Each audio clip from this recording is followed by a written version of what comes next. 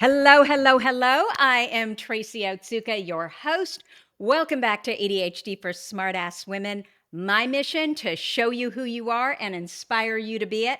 After meeting thousands of ADHD women, I can say with confidence every single one is brilliant at something, no exceptions. So, of course, I am sort of delighted to introduce you to Julia Hotz. And I'll tell you why I say sort of in a bit.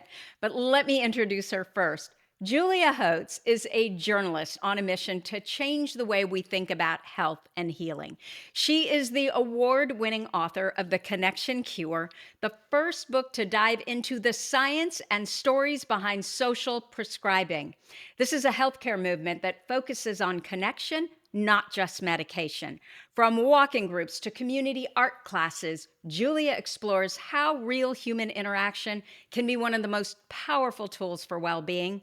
Through her work at the Solutions Journalism Network, she helps reporters tell stories about what's actually working in the world. She also collaborates with organizations like Walk with a Doc and Social Prescribing USA to bring these ideas to life in healthcare settings. Whether she's speaking at TEDx or teaching in medical schools, Julia's message is clear. When we feel seen, supported, and socially connected, everything changes. Behind her life as a journalist, Julia wore many hats: teacher, bartender, forest ranger, and she brings that most grounded energy to her storytelling. A fan of hiking, dancing, and spontaneous adventures, she is here to remind us that thriving with ADHD or any mental health challenge starts with connection, curiosity, and a willingness to try something different. Welcome, Julia. Did I get all of that right? Tracy, that intro deserves a standing ovation. That was amazing. Yes, thank you so much. And you did it all, right? It's all true. It's all true. Exactly. So I always talk about ADHD first. And I know in this instance, there is no formal diagnoses, but I thought this subject was so relevant to ADHD women that for I think the first time ever, I broke my rule. So that's why I said sort of at the beginning. So why don't you tell us what is your connection to ADHD?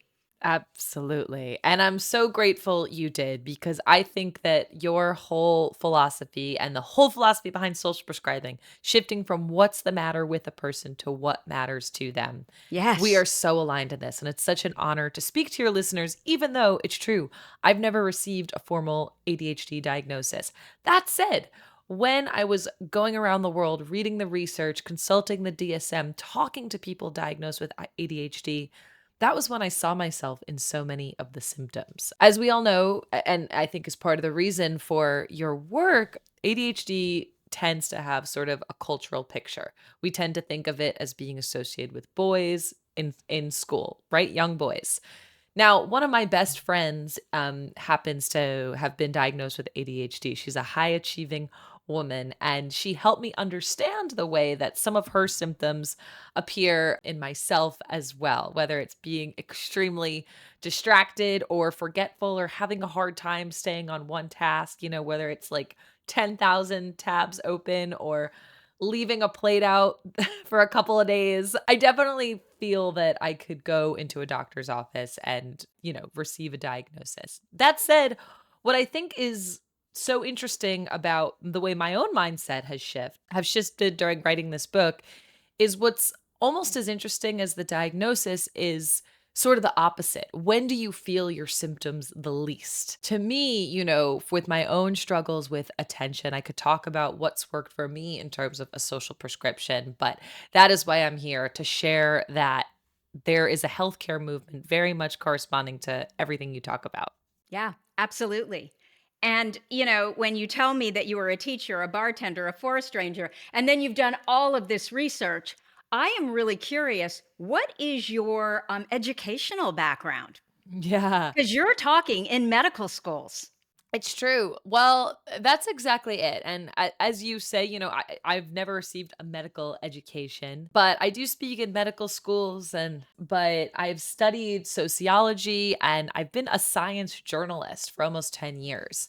And, I think that's important because I sort of come to this with curiosity and no sort of formal training in the way things have to be done. And I think that that's enabled me to see, everything that I've understood to be true about health and healthcare. Maybe there's another way of thinking about it that more so aligns with what we're seeing in the culture and what I've experienced myself. Yeah. And what I do want to mention is I think number one and number two ADHD trait, and I'm not sure which one comes first, is curiosity and creativity. And so in your work, oh my gosh, without creativity and curiosity, there would be no work, right? Right, right, exactly. And, that was something that I found so interesting when I did research on ADHD for this book, when I spoke with people who've been diagnosed. There's some research suggesting that this is actually an extremely adaptive trait, right? And think about it from an evolutionary perspective, the ability to be curious and creative, to shift your attention from one thing to another quickly was so advantageous, right? And so that was certainly true in the people I spoke with and very much aligns with this sort of movement of social prescribing, shifting from what's the matter with you to what matters to you and inviting your doctor, your healthcare providers to actually connect you with something that matters to you so that you can thrive, so that you can maximize your curiosity and creativity without feeling as many of the symptoms that get in your way. I'm curious on the medical schools. Is this something that you've been able to speak to a few of them, but most of them are just not going there? Or do you really feel like this is a movement and things are finally starting to change? They're getting it. Yeah. I think the latter for sure. For me personally, I've spoken in a couple. I've speak at a lot of residence grand rounds, so people who've already, gone through medical school as well and are on the job. What I often hear is, yes, we support this. We know that 80% of health is determined by our environments. So we want solutions to be able to prescribe people to environments that help them feel better. But what I'd heard time and time again was as passionate as doctors and therapists are about this, they don't know where to begin. They don't know about what community art class can I prescribe? How do I get to those what matters to you questions? And so what's exciting is that it's true in the US, we're not as far along as we are in the UK. It was actually the medical school students in the UK who sort of like banded together and said, "We demand social prescribing to be taught. We demand for there to be funding for social prescribing." That explains part of the reason why it's so widespread there today. And in the UK, if you go into your doctor, your psychiatrist, and you're depressed and anxious, the first thing they're going to prescribe is exercise, not medication. Mm. And we know, well, I know because I've been studying this for years, is that a course of 20 minutes at your high heart rate, 70% of your high heart rate, is as good as a course of Adderall and Prozac. So we know it works. We know it works. And without side effects. Everything gives me side effects, but exercise doesn't. One thing that's interesting, I think you're right. And honestly, I think in the US too, there are a lot of doctors who will tell you about how good exercise is for you. But I think what's true about both doctors in the US and the UK is that as much as they want their patients to exercise, as much as they understand the way that exercise, as one of many things, can improve our lifestyle and therefore, reduce the chance of chronic disease, they also will say, I don't know where to begin actually doing that other than to tell you to exercise more. So, what social prescribing does, it's taking that leap from just a recommendation to, I'm going to prescribe you, Tracy, a spot in a cycling course that meets on Tuesday nights because I know that works with your schedule and I know you loved cycling as a kid. And guess what? I'm going to prescribe you a bike too in case you don't have that. That's the difference in social prescribing. Okay, so I completely agree with you. I mean, John Rady is the one who wrote the book Spark, which talked all about exercise and the brain. So we want to give credit where credit is due. Your book is killing it with editorial reviews from the likes of Adam Grant, who's one of my favorite, Dr. Andrew Weil, Dr. Scott Barry Kaufman. It's also been covered on NPR, NBC, CNN, Scientific American. Did you expect this? Yeah, no, thank you. I did not expect it. Well, here's the thing. What's so cool about being a journalist is being able to kind of just report on something you're curious about and then seeing what happens. And the reason why I was able to sustain my attention for so long on this one subject, still today, every single day I'm talking on podcasts about this because I'm so passionate, is because I really believe in it. And I believe in it so much because I think US healthcare is sort of at a breaking point. Our physical health, our mental health, we've not been doing well for a long time. And I was just so inspired by what the UK is doing. So I think the reception sort of comes from this, what I found to be a pretty universal acceptance of the idea that our environments impact our health so much. Now, there's disagreement about how it actually happens. Should we have government funding? Should insurers cover this? Should this be taught in medical schools? What's the role of medication? There's so much room for debate on the how, but I think the core premise of social prescribing really resonates with people, regardless, actually, of their background, their political background, their connection to the subject of health. So that's been really interesting. So, how did it come about? You were writing articles about this subject, and were you then approached by a publisher who said, "How about a book?" Yeah, that's actually exactly what happened. It was during the throes of the COVID pandemic when I became really interested in loneliness. So much research suggesting that loneliness is terrible for our health. Some research suggests it's equivalent to smoking 15 cigarettes a day. That's the toll it takes on our physical and mental health, associated with anxiety, depression, stroke, dementia, premature death. It's really astonishing on some ways. And on the other ways, it's very intuitive. Like we need social connection. So, anyway, I was curious about this. And I was curious as we ask a solutions journalist, what's working? Who's doing it better? What can we learn from other places that have taken this widely felt problem and done something about it? And that's how I learned about social prescribing in the UK. And I'd written this story there in Wired magazine about two people who received social prescriptions for their, not even loneliness explicitly, for their type 2 diabetes and for their chronic back pain. And I told the story of the way that the social prescription totally toned down their symptoms. They came off their medication. They felt their healthiest and they made lifelong friends. I wrote this long article and someone wrote to me and said, this is a really cool idea. I work for a small indie publisher. You should write a book about this. And so what followed in the next year was doing research, kind of going through the formal book process, finding an agent and a publisher. And I'm so glad I did because I really love it. So, this is not the first book then? This is not the first book on social prescribing. No, but I mean, you loved it so much. I'm assuming there's going to be many more books. We'll see. I do love talking about this. I'm kind of the belief, writing a book's a lot of work. You got to be really passionate about it. So if there's something that comes along that I think, ooh, I'm really passionate about this, as passionate about social prescribing, I'll do it. But otherwise, I'm happy to just spread the gospel of this one for the time being. Okay, and I get that. So, you gave us a few examples of what social prescribing actually is. Can you give us a few more? Yeah. How is this all accomplished? Because, like you said, it's not like we have little pods that we can plug people into. But what I will tell you is in my coaching, I don't do one to one coaching anymore because what I have discovered is that it's in the group that the impact is the greatest for them. Absolutely. Well, I will tell you, I totally agree with that. And I'll tell you a story of a real social prescription. And, because this is the ADHD for Smartass Women podcast, I'll tell it about ADHD. Perfect.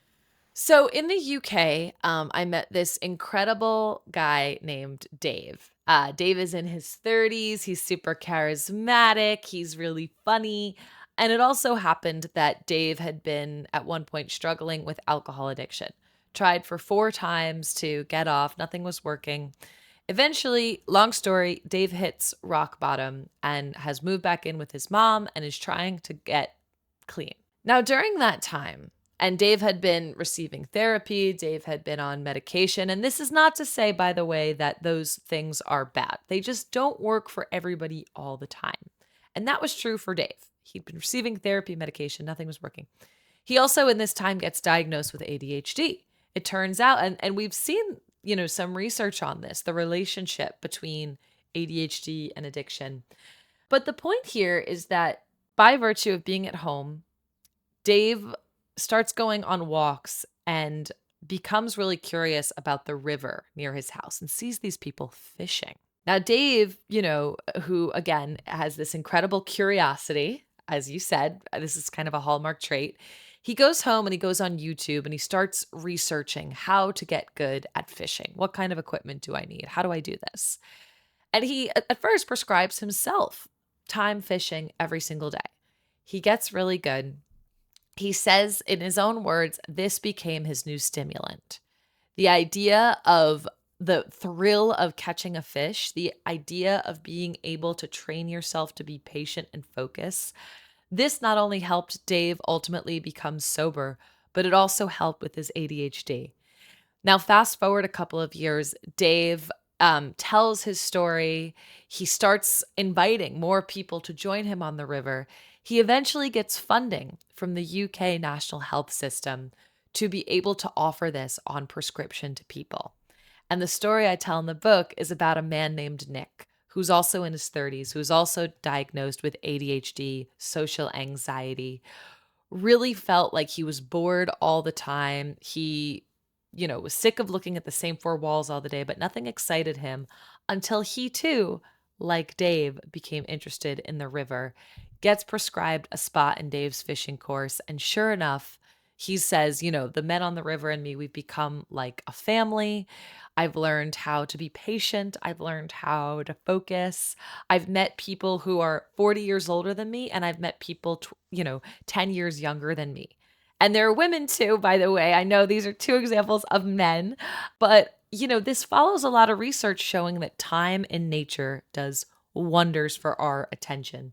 It's one of the few things that can restore our attention. And so that's one story of social prescribing. But in the book, there's plenty of stories of women as well, diagnosed with depression, diagnosed with anxiety, diagnosed with chronic pain, who were lonely, who found similar relief in social prescriptions, not because it was so focused on their diagnosis and their symptoms, what was the matter with them, but because it was focused on what mattered to them and it allowed their symptoms to go on the back burner.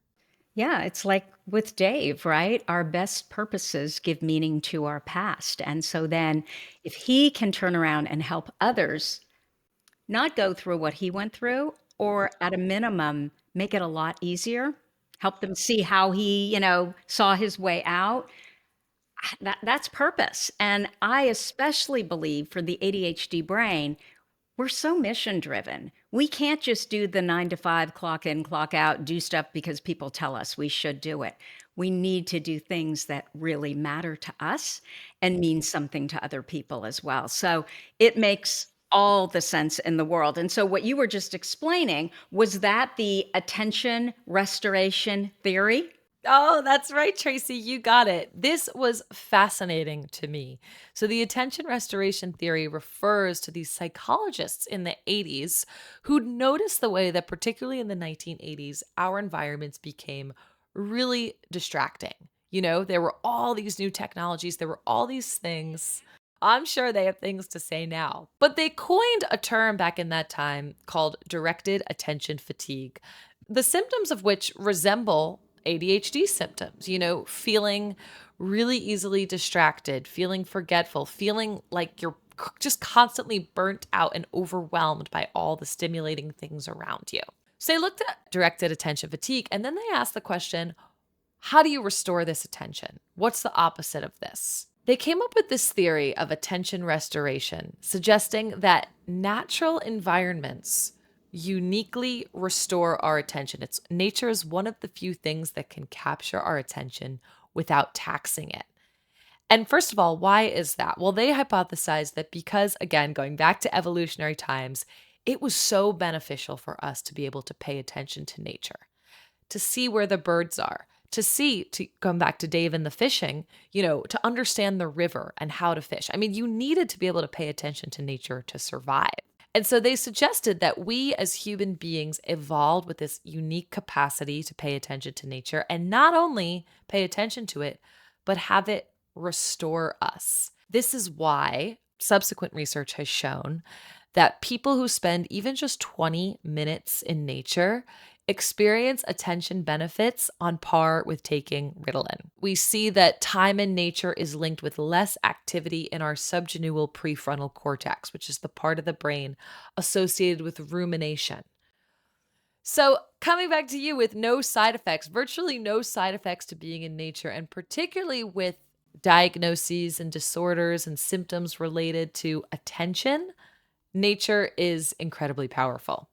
This is fascinating. I was just speaking with my daughter who started running. I had mentioned to you she's in New York City and she's a few minutes from Central Park. And so she started running in the park. And she was telling me yesterday that it's not that I really enjoy the running, but it allows me to be in nature for 45 minutes or an hour. And so that is actually what she looks forward to that pulls her into the actual physical activity. Oh, I love that. Oh my gosh. Well, and that's just it. And what your daughter is doing is she's combining the power of nature, which has these really restorative attention calming benefits, and the power of movement, which is associated with mood boosting chemicals like serotonin and endorphins. So, movement plus nature, it's going to be a golden combination for feeling re energized, for feeling restored, for feeling refocused. So, good on her.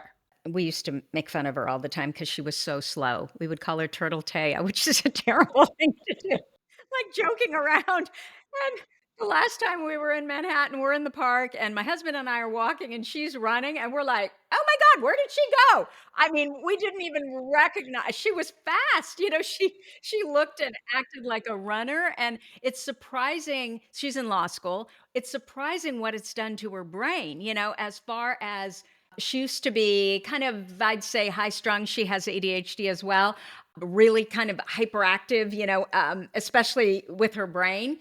And it has calmed everything down.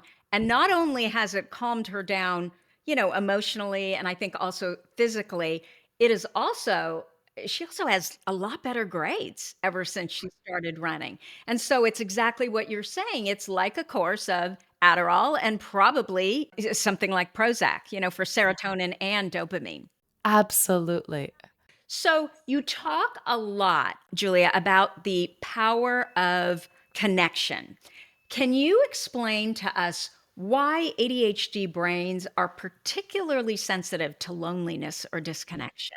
For sure. And I will sort of quote my best friend. She's like a sister to me who has had ADHD her whole life. And she describes the experience of elementary school as being extremely isolating. She can laugh at herself now, but she was sort of standing in the back of the room. She, was so lost with what was going on. She sort of got teased about her differences. And it just is so obvious in retrospect that that environment was not meant for my friend to thrive. And, whether it's ADHD or whether it's, depression, why can't you just be happy? Or anxious, why can't you just chill out? These things, they try to isolate us even further. But what's so powerful about social prescriptions is, first of all, it's kind of like the unspoken thing. Like we're all here because we have a diagnosis and we're trying to better ourselves. But what I'd heard time and time again, what was so powerful in these social prescriptions is that wasn't the most interesting or powerful thing. It's not that they shared a diagnosis, it's that they shared a passion. And for the first time, they felt like they could connect with people based on that passion, not based on what was the matter with them. So I think, absolutely anyone who experiences differences in how they understand the world, how they perceive information, how they communicate, whatever it might be, is going to be more prone to loneliness. But I think it's also why social prescribing is not just about explicitly addressing loneliness, it's about addressing all of the sort of risk factors that can come with it. There's a reason why anxiety is highly linked with loneliness, ADHD is highly linked with loneliness, depression's highly linked with loneliness. And so, what's so powerful here is you're in an environment where those symptoms feel less important for the first time. What matters is your strengths and what matters to you. Yeah. So, do you have some real world examples of social prescriptions that you believe would really help with ADHD symptoms, especially the executive function ones.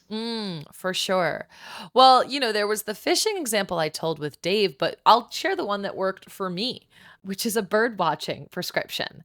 Now, bird watching has kind of become this thing that everyone loves to tease because all of a sudden it's so popular. But I tell you, Tracy, when I go out there every week and I spend an hour not with my device, the only thing I'm looking through is my binoculars and there's just this sort of quiet peace among people. You don't have to make small talk. You're all kind of there for the same reason.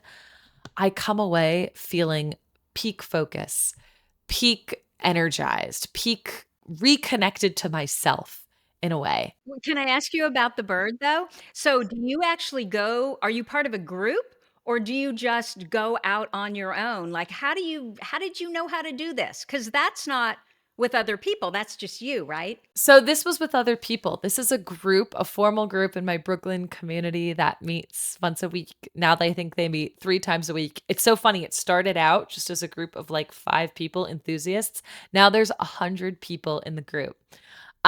You can also go for at least the New Yorkers listening, and probably for anyone in the United States. Parks departments are starting to offer these for free weekly to people.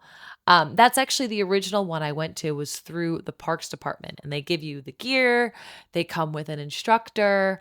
What kind of gear do you need other than binoculars? So, binoculars for sure. You also are given guides on there's like 20 different kinds of finches and it's really really cool to be able to it's like you're a kid again. You're trying to see is this the finch with the one brown stripe or the two brown stripes and how rare is it? There's also this was really cool. Do you know the app Shazam? Like when you hear a song and you want to okay. Oh my gosh, really? So they have that for bird calls. You can hear a bird call, open your app. It's called the Merlin Bird ID. And when you record, it'll tell you the kind of bird it is, the species. Here again, oh, and I just broke my rule because I said you don't have your phone. But you're not like texting, right? You have it's literally called bird watching. So you have to pay attention to the birds. That's probably the key too, right? That you're not on your phone, you're not distracted, you are focusing on one thing. So I love birds. And I have this thing called Bird Buddy. We live in the country, so there's lots of birds, but my favorite are hummingbirds. I have this thing called Bird Buddy, and then there's a hummingbird version too, and I have both of them. And there's a camera. And so literally when the bird flies in there, it'll video the little bird and then I'm on my phone though. It'll send me a message back. This bird came to visit and tell you what bird it is. It is the sweetest thing ever. Oh, I've seen ads for that's so cool. I love it. Yeah. I just set up the hummingbird one a couple months ago, but I think it's a little early for hummingbirds, so I haven't seen any there, come yet. But there is something, you're so right about just seeing these little birds. And I went and got a big bird bath to go next to the bird buddy because it's what it is it's a bird feeder.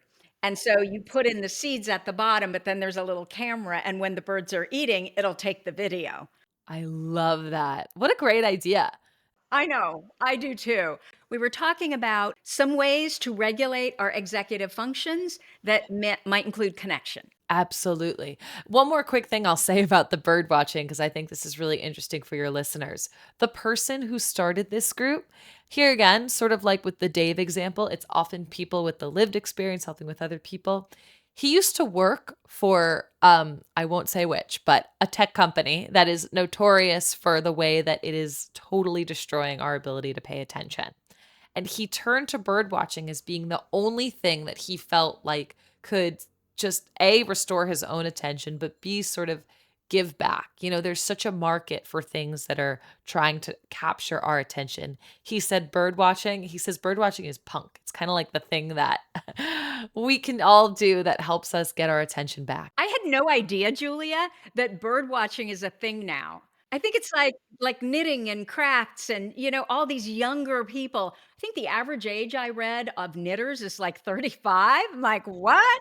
So I think we're rediscovering these things because they make us feel good. Yes, absolutely. Go figure, right? And that's what's so cool about this. Like, I often say and maybe we'll talk more about this at the end, like how could people find the right social prescription for them?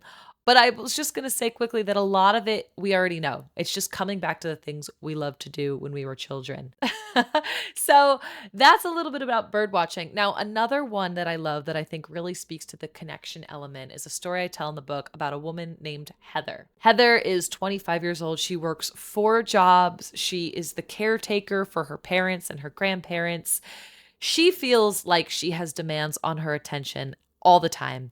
So much so that she goes to the doctor and she gets diagnosed with insomnia and these chest pains that she can't seem to shake.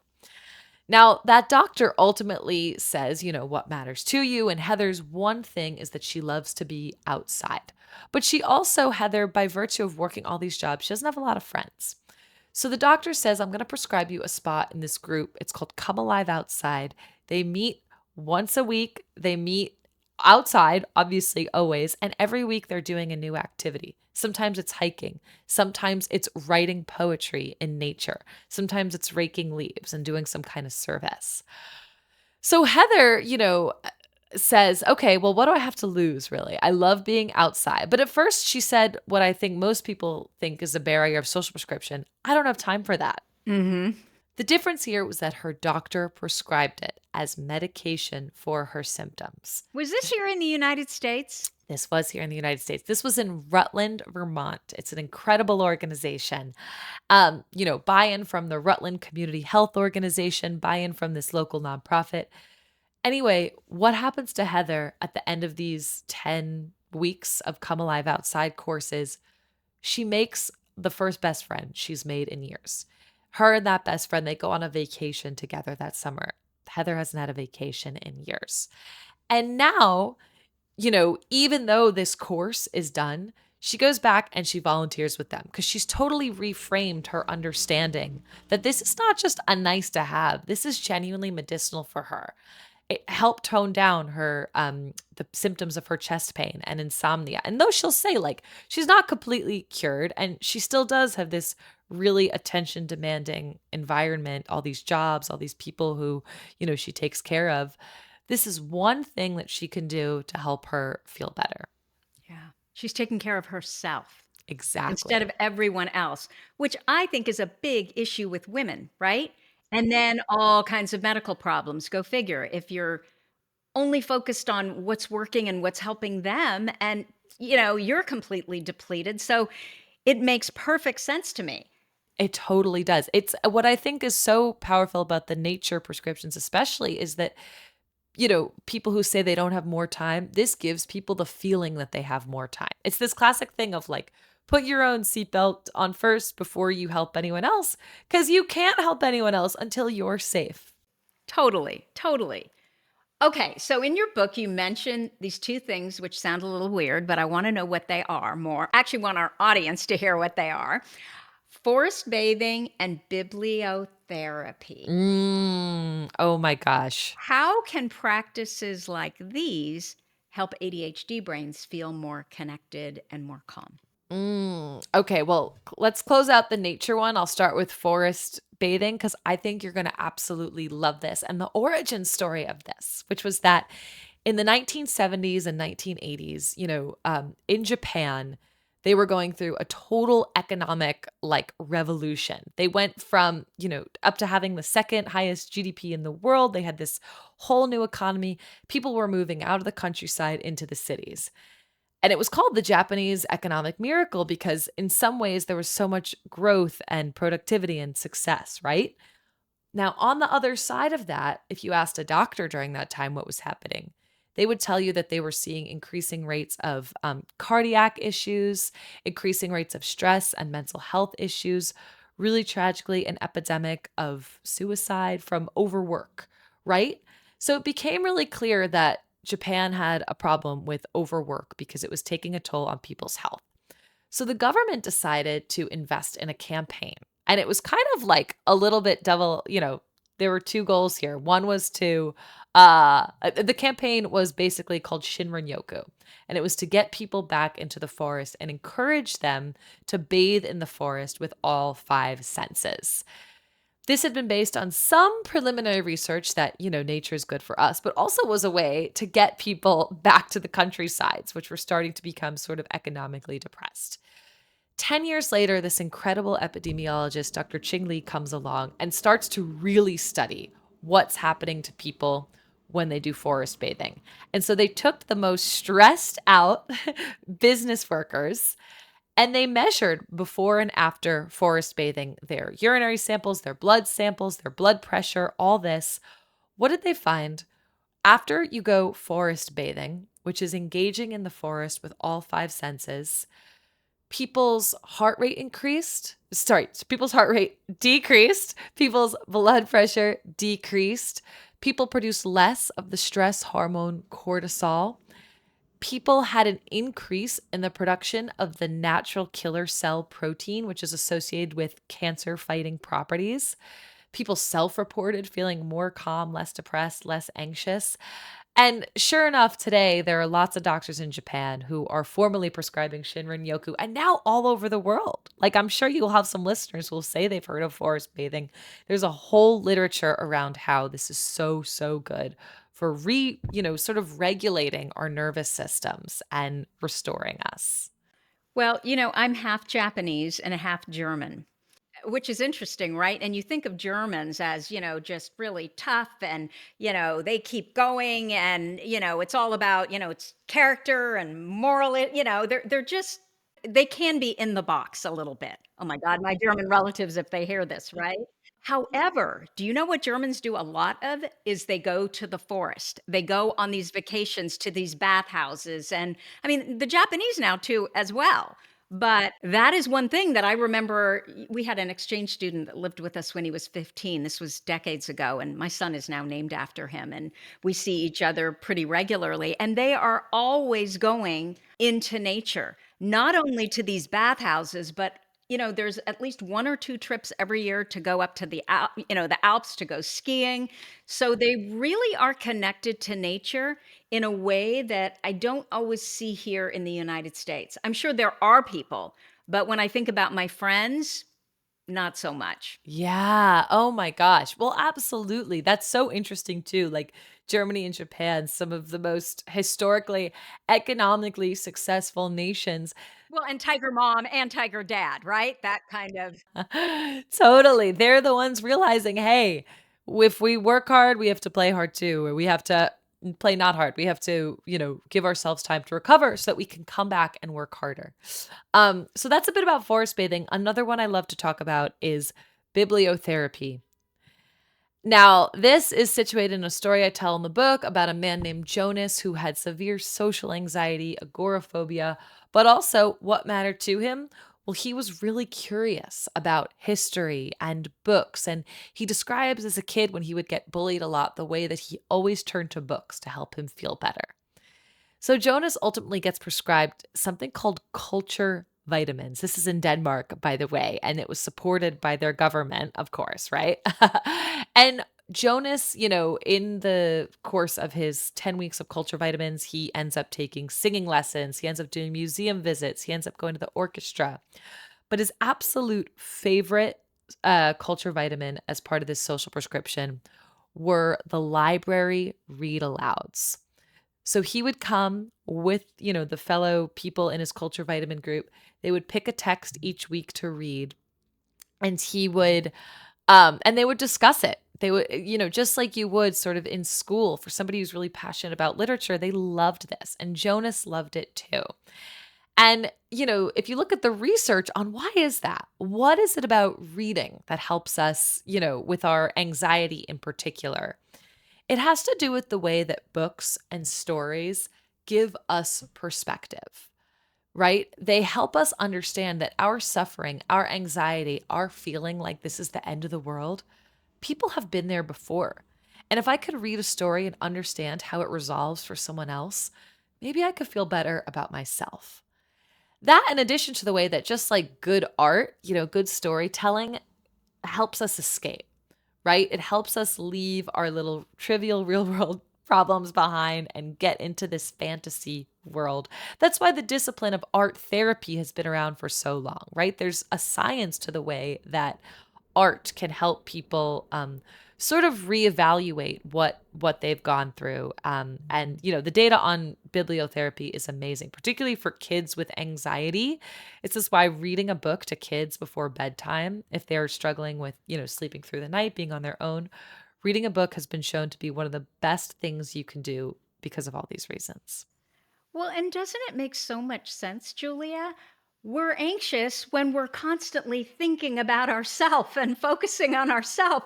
But the minute we can put the focus on something else or someone else, of course it's calming. Absolutely. Absolutely. Yeah. I mean, like, it on one hand, when you say it like that, it's so obvious. But yet, when we grow up in a culture that tries to define us by our diagnoses and what's the matter with us, we don't think about the way environments reconnecting us to something that we love can have that opposite effect. Absolutely. Okay, so is there like an index? Is there a resources guide that doctors who practice, giving out social prescriptions use? Like, where do we go? I'm so glad you asked. There is a website that pairs with the book. It's called socialprescribing.co. It's a place that has all of these research studies. If you look at the book, about a quarter of the book is just the index, the research studies in the back. Those are online, as are places where people can prescribe themselves movement, nature, art, service, and belonging in their community. We're starting with New York City because it's where I'm from. And it's where I've had, the most sort of luck in crowdsourcing options. But eventually the idea is to expand around the country, around the world. And what's true and exciting is that a lot of the organizations that have a foothold in New York have other chapters in other places.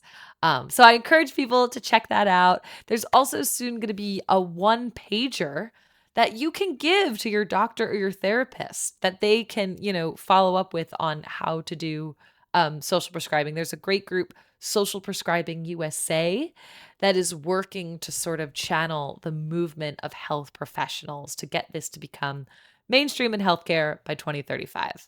Julia, this makes so much sense. One of our biggest problems with ADHD, again, is staying in our brain.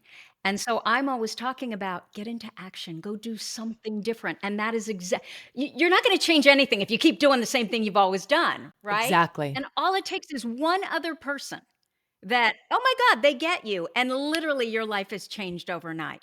Isn't that amazing? And that's where the connections come in. Some of this is like science. We know that the strength of our relationships is one of the greatest predictors of our health and longevity. But some of it is, and there's lots of this in the book, is the stories along the way of how one person who makes us feel seen and understood can totally alter the course of our lives. And how do we meet that one person? Social prescriptions are a great place to start.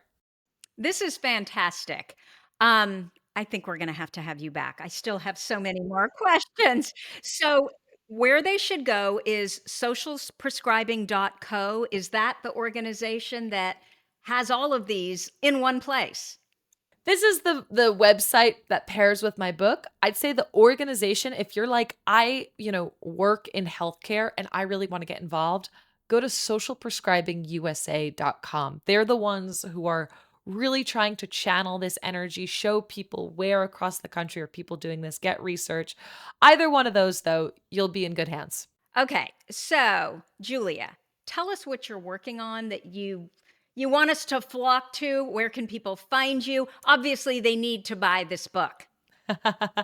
Well, thank you so much, Tracy. It's such an honor to be here. Honestly, what I'm spending most of my time doing now is continuing to spread the word about social prescribing. I'm on social media at Hotz Thoughts, my last name, Hotz Thoughts. I try to share lots of reels and relevant information about the cool sort of science behind social prescriptions. And, continuing to just try to spread the word in medical schools and organizations. So if you want to get in touch and learn more, please do. Please find me there. I didn't ask you this, Julia. Did you also start this because this was an area that you were struggling in? Tracy, I think it's one of those things where I would, if you had asked me in the beginning, why was I doing it? I'd give you sort of a nerdy high ground answer saying, oh, I'm just curious about this. Loneliness is a big problem, blah, blah, blah, blah. As I was writing the book, And this is true, of ADHD in particular. I was beginning to see myself in these stories. And I realized after the fact how much I needed alternative coping strategies for when I was having struggles with attention and focus or anxiety or depression. So it ended up becoming the book that I needed to read. Oh my gosh, I absolutely love that, and I think that ultimately, those are the best books. Yeah, yeah. I hope so. It's been so heartwarming to hear from people who've been really helped by this. But what's cool about being just the journalist who gets to be on the sidelines is say, like, this isn't me. I didn't come up with this. This has been around for hundreds of years in all kinds of disciplines. It's just now getting its moment in the sun. And it's such an honor to be able to explain why. The thing about it, though, is I suspect that by you doing this, it has solved any challenge you have had, given you all the answers, and you are probably around so much connection now that it's like, okay, wait a minute, we need a few boundaries. Exactly. I know. I often say, gosh, I wish I had like 10 clones. But yeah, it's been so great. And, I'm just so grateful to you for having me here, for bending your rule, because I really think this is so aligned with what you've been talking about for years. Thank you for spending time with us here today. I think this is fascinating, and I really think this is the answer for the ADHD brain. It's all about environment. Oh, thank you so much, Tracy. I agree. And I'm so happy to be here. Yeah. So that's what I have for you for this week. If you liked this episode with Julia, please let us know by leaving a review. Our goal is to change the conversation around ADHD, helping as many women as we possibly can learn how their ADHD brains work so that they too may discover their amazing strengths. Thank you so much for listening, and I'll see you here next week.